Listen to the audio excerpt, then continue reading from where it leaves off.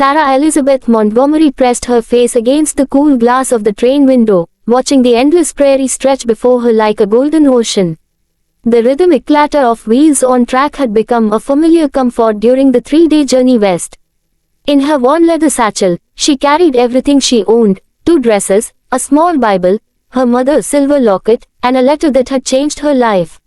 The letter was from Thomas Mitchell, a rancher in Cedar Falls, Montana. He had answered her advertisement in the matrimonial newspaper, seeking a practical arrangement rather than romance. Sarah had written honestly about herself: 26 years old, plain-featured, capable with household duties, but never considered beautiful by anyone's standards. She had expected no responses. When Thomas's letter arrived, she had read it a dozen times, hardly believing someone wanted her, even for such a practical marriage. As the train pulled into Cedar Falls station, Sarah smoothed her best blue dress and checked her reflection in the window. Her brown hair was neatly braided and pinned, her face clean but unremarkable. She had always been told she was too tall, too serious, too bookish.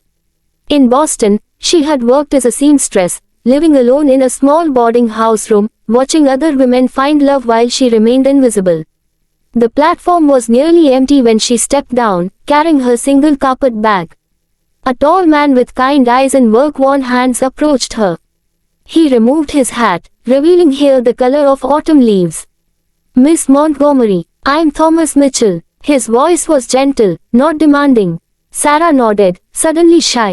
"Please, call me Sarah." Thomas smiled, and she noticed how it changed his whole face. "Well then, Sarah, welcome to Cedar Falls. I hope the journey wasn't too difficult." As they walked toward his wagon, Thomas spoke quietly about the town, the weather, his ranch. Sarah listened, grateful that he didn't seem to expect conversation. She was too nervous, too aware that the stranger was to be her husband within the week. "I should tell you," Thomas said as he helped her into the wagon, "I have a daughter.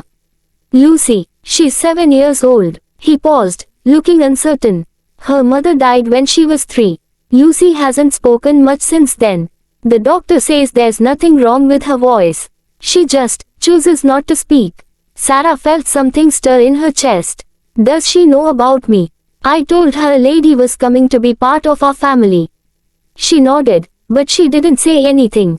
Thomas clicked his tongue at the horses, and they began the journey through town. "She's a good child, just very quiet. I thought you should know." They rode through Cedar Falls, a small but tidy town with a general store, church, school, and several neat houses. Sarah noticed women hanging laundry, children playing in yards, normal life continuing around them. She wondered if any of these people would accept her, or if they would always see her as the woman who couldn't find a husband the natural way. The Mitchell ranch sat in a valley surrounded by rolling hills dotted with cattle. The house was modest but well maintained, with a wide front porch and lace curtains in the windows. Sarah could see someone had cared for this place, had made it a home. "Lucy," Thomas called as they approached. "Come meet Miss Sarah." A small figure appeared in the doorway. Lucy Mitchell had her father's red hair, but where his was auburn, hers was bright copper that caught the afternoon sunlight. She wore a simple brown dress and stood very still, watching Sarah with serious green eyes. Sarah climbed down from the wagon and approached slowly, the way she might approach a nervous cat. She knelt down so she was at Lucy's eye level.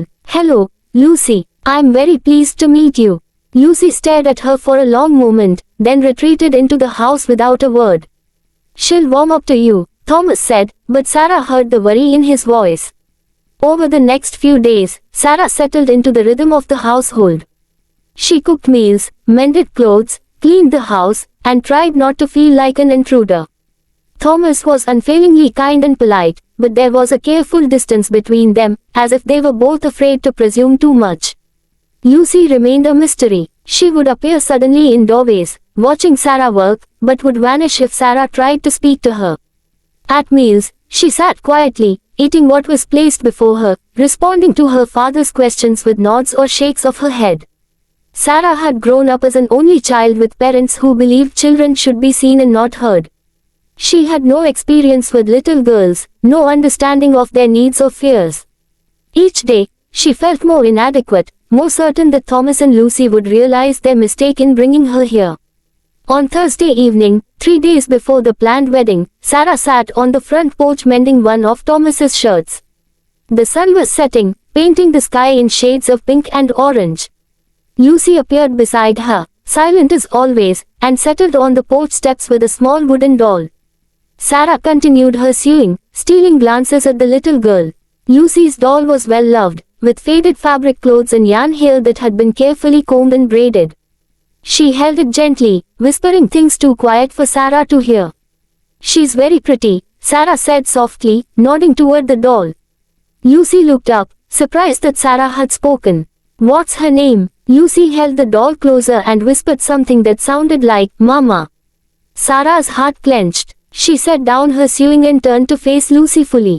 "She looks like she's been very much loved." Lucy nodded solemnly. "I had a doll when I was your age," Sarah continued. "Her name was Clara. I used to tell her all my secrets." She paused, choosing her words carefully. "Sometimes when we're worried or sad, it helps to have someone to tell our feelings to." Lucy considered this, looking from Sarah to her doll and back again. That night, Sarah lay in the small guest room that would soon become her permanent home, listening to the sounds of the house settling around her. Through the thin walls, she could hear Thomas moving about in his room, the creak of floorboards, the soft sound of him reading aloud. She realized he was reading to Lucy, though she never responded. The next morning, Sarah was in the kitchen making breakfast when she heard a small sound behind her. She turned to find Lucy standing in the doorway, still in her nightgown, holding her doll. "Good morning, sweetheart," Sarah said gently. Lucy took a step closer, then another, until she was standing right beside Sarah at the stove. "Are you hungry?" Sarah asked. Lucy nodded. "Would you like to help me make pancakes?" For the first time since Sarah's arrival, Lucy's face changed. A small smile tugged at the corners of her mouth, and she nodded more enthusiastically. Sarah pulled a chair over to the counter so Lucy could reach. She showed her how to measure flour, how to crack eggs without getting shells in the bowl, how to stir the batter just enough but not too much. Lucy worked with careful concentration, her tongue poking out slightly as she focused. When Thomas came downstairs, he stopped in the kitchen doorway, staring at the sight of his daughter actively participating in something, actually engaged with another person. "Morning, Papa," Lucy said, and Thomas nearly dropped his coffee cup. It was the first word she had spoken in months. After breakfast, Lucy stayed close to Sarah as she went about her chores. She helped fold laundry, standing on a chair to reach the clothesline. She sat quietly while Sarah read aloud from a book of fairy tales. When Sarah worked in the garden, Lucy collected the vegetables in a small basket, proud of her important job. By evening, Lucy was chattering away, making up for months of silence. She told Sarah about her favorite hiding place in the barn, about the baby calves that had been born in spring, about the dreams she had at night. Sarah listened to every word, asking questions, sharing her own stories in return. Thomas watched from the doorway as Sarah braided Lucy's hair for bed, the two of them talking softly about the next day's plans. When Sarah tucked Lucy in and kissed her forehead goodnight, Thomas saw his daughter smile the way she used to, before the sadness had settled over her like a heavy blanket. The wedding was to take place on Sunday after church. Saturday night, Sarah sat on the porch again, this time with Lucy curled up beside her. They had spent the day baking a cake, picking wildflowers for the ceremony, and preparing Sarah's simple white dress. "Sarah," Lucy's voice was soft in the gathering darkness. "Yes, sweetheart, tomorrow, when you marry Papa." Lucy paused, fidgeting with her doll's dress. "Tomorrow, will you really be part of our family?" Sarah's throat tightened. "Yes, I will." Lucy was quiet for a long moment. Then she leaned closer to Sarah, so close that her whisper was barely audible. "Can you be my mommy?" The words hit Sarah like a physical blow, but not of pain, of overwhelming love and purpose. All her life, she had believed no one wanted her, that she was destined to be alone, useful but not cherished. But here was this precious little girl, asking for the one thing Sarah had always wanted to give but never thought she could. Sarah wrapped her arms around Lucy and held her close. "Oh, my sweet girl, I would be honored to be your mommy." Lucy pulled back to look at her. Really, even though I was sad for so long, even though I didn't talk. Sarah cupped Lucy's face in her hands. Especially then, everyone needs someone to love them when they're sad. Everyone deserves that. The next morning dawned clear and bright. Sarah dressed carefully in her white dress, pinning her mother's locket at her throat. Lucy wore a new pink dress that Sarah had sewn for her, with ribbons in her hair and wildflowers in her hands. The ceremony was simple, held in the small church with a handful of neighbors as witnesses. When the minister asked if Thomas would take Sarah as his wife, his "I do" was firm and sure. When Sarah gave her own vows, her voice was clear and strong. But the moment that mattered most came afterward, when Lucy ran to them both, throwing her arms around their waists and declaring loudly enough for everyone to hear, "Now I have a mama and a papa." That evening, as the three of them sat on the porch watching the sunset, Lucy fell asleep between Thomas and Sarah, her head on Sarah's lap, her doll clutched in her arms. "Thank you," Thomas said quietly. Sarah looked at him, surprised. "For what?" "For giving her back her voice. For giving us both a reason to smile again."